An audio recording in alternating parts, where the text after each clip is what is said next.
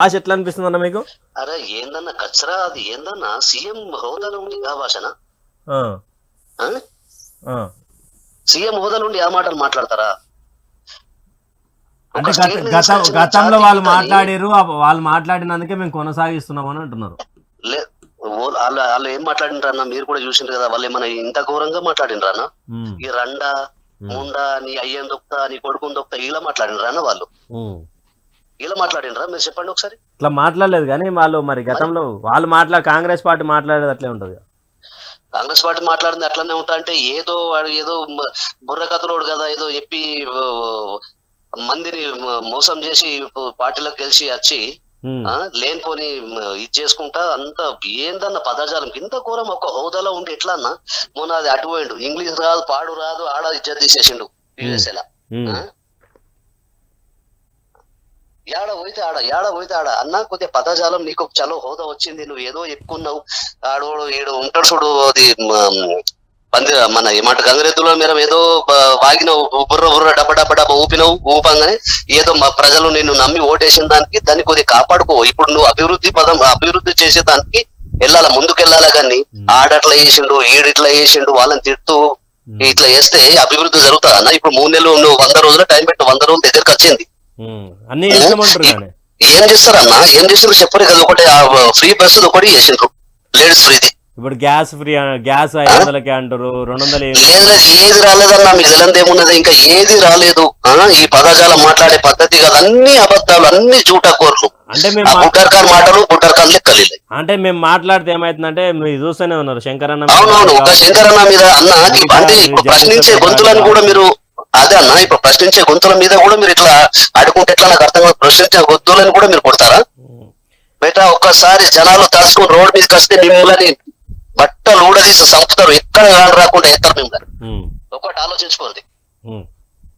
మరీ మితిమీరి పోయి ప్రశ్నించే గొంతుల మీద, బోళ్ళ మీద, టాళ్ళ మీద. మొన్న కూడా అది ఏంది చేవల సభలో కూడా ఒక ఆయనను కొట్టినట్టు కన్నా, అదే జర్నలిస్ట్ ని.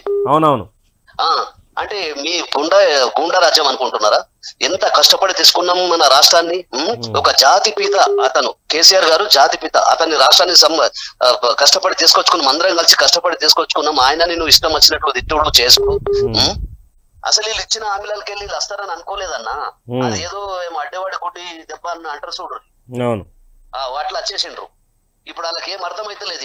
ఇక మళ్ళా మాకు రాదు, ఇక ఇప్పుడే వచ్చింది, ఇక ఇప్పుడే ఉన్నదంతా ఎక్కేద్దాం అన్నట్టు వస్తున్నారు. అంటే ఇప్పుడు ఇజ్జత్ తీసేస్తున్నారు తెలంగాణ మనది.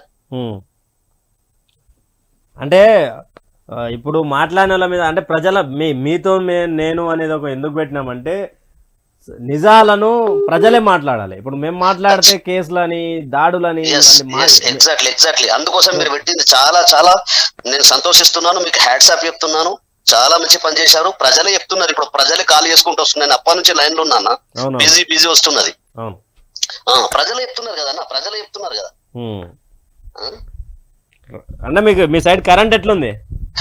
అరే కరెంట్ ఏం గ్యారంటీ లేదన్నా. ఇంతకు ముందు కరెంట్ అసలు ఒక నిమిషం కూడా పోకపోతుండే అన్న. రాత్రిలా పోతుంది, అది టైమింగ్ లేదన్న. ఎప్పుడో తీసేస్తుండడం, ఒక 15 నిమిషాలు, అరగంటను, 20 నిమిషాల తర్వాత మళ్ళీ వస్తున్నది. మళ్ళీ ఎప్పుడు పోయేది తెలియదు.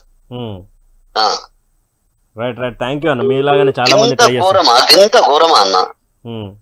లేదన్నా, మీ గొంతులు ప్రశ్నించే గొంతులు ఖచ్చితంగా ఉండాలి. ప్రశ్నించే గొంతులు ఉన్నప్పుడే వాళ్ళకు నిజమైన పాలన అనేది ఏర్పడుతుంది. వాళ్ళకు అంటే పాలన అనేది ఏర్పడతా అంటే మీరు ప్రశ్నించే గొంతులు ఉంటేనే వాళ్ళు కొద్దిగా భయపడతారు, కరెక్ట్ చేస్తారు. లేకపోతే వీళ్ళు ఇప్పుడు చూడు, మీరు ప్రశ్నించే గొంతులు ఉండగా కూడా ఇంతగానో జర్నలిస్టుల పైన చేయి చేసుకోవడం, వాళ్ళకి ధమ్కిలు ఇవ్వడం, వీళ్ళకి ధమ్కిలు ఇవ్వడం, ఇది ఏందన్నా?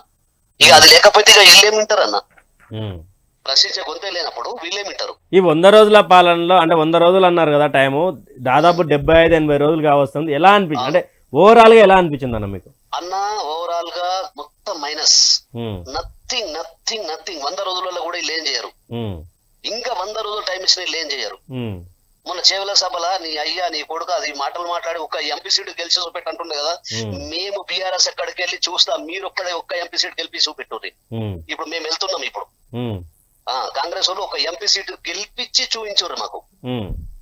మేము చూపెడతాం. ఇప్పుడు ఒక్క సీట్ కాదు, 10 తీసుకొస్తాం మేము. అంటే ఇప్పుడు సవాల్ విసురుతున్నారు మీరు? ఖచ్చితంగా విసురుతున్న సవాలు. నేను వెళ్తాం కూడా మేము ఒక్కోళ్ళం లేమన్నా. ఉమ్. ఆ ఏదో పోనీ అంటే ఇప్పుడు మేము ఏదో పార్టీ పరంగా మాట్లాడట్లేదు. అవునవును. ఒక స్టూడెంట్ గా ఉన్నాము, సరే ఏదో మనం తెచ్చుకున్నాము, కష్టపడ్డాము, వీళ్ళెంత ఇండియాలో నెంబర్ 1 స్టేట్ గా ఉమ్. వెలిగింది. మన హైదరాబాద్ కు దగ్గర ఒక 30 లక్షల నుంచి 50 లక్షల మంది జీవనోపాధి కోసం వస్తున్నారన్న అవును. సిటీకి. అవును. అవునా కదా? అవును. ఇంతగానం ఇది ఉండంగా చెయ్యంగా ఇప్పుడు మొత్తం అరే ఏం చెప్పాలన్నా ఇజ్జత్ పోతున్నదే. ఉమ్. కర్ణాటకకి వెళ్ళి మాకు దోస్తులు ఉంటారు కదా, మేము కాలేజ్ చేసిన వాళ్ళు. కర్ణాటకకి వెళ్ళి వాళ్ళు వీళ్ళని మీకు ఇంతకు ముందే మొత్తుకున్నాం కదా, మాకు ఇక్కడ ఏ ఇతర కాంగ్రెస్ పరిపాలన తీసుకురాకూరంటే మళ్ళా మీరు అన్ని తెలిసి ఐటీలో అన్ని రంగాలలో మీరు ముందుండి మళ్ళా కాంగ్రెస్ తీసుకొచ్చిన వాళ్ళు చెప్తున్నారు అక్కడికి. ఉమ్.